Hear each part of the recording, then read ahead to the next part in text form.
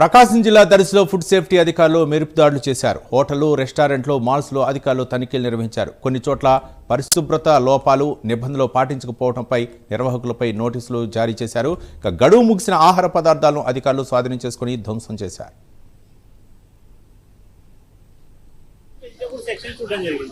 ఈ fruits and vegetable section లో particular గా వీళ్ళు ఏం చేస్తున్నారంటే ఫంగస్ ఫామ్ అయినవి లేదంటే చెడిపోయినవి, దాని లైఫ్ టైం అయిపోయిన ఫ్రూట్స్ కూడా అలాగే పెట్టుకున్నారు. తక్కువ రేటుకి అమ్ముతున్నాం అనే ఉద్దేశంతో తక్కువ రేటుకి దొరుకుతుందని కస్టమర్లు కూడా దాని వైపు మొగ్గు చూపుతున్నారు.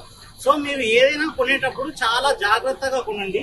ఈ రోజు మనం చూస్తే ఇది కనిపిస్తుంది చూడండి, దాదాపుగా ఇదంతా వాటర్ కారుతుంది, మొత్తం fungus form.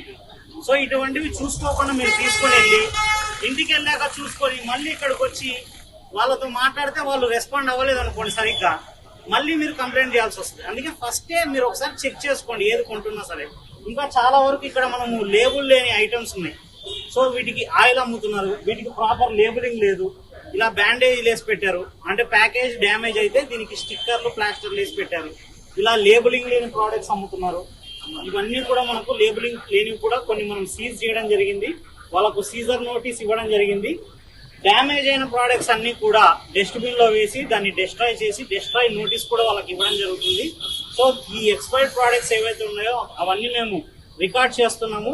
Expired Caesar memo వాళ్ళకి ఇచ్చేసి దాని మీద అడ్జుడికేషన్ కేసు అనేది ఫైల్ చేసి గౌరవ జాయింట్ కలెక్టర్ గారి దగ్గర పెట్టడం జరుగుతుంది.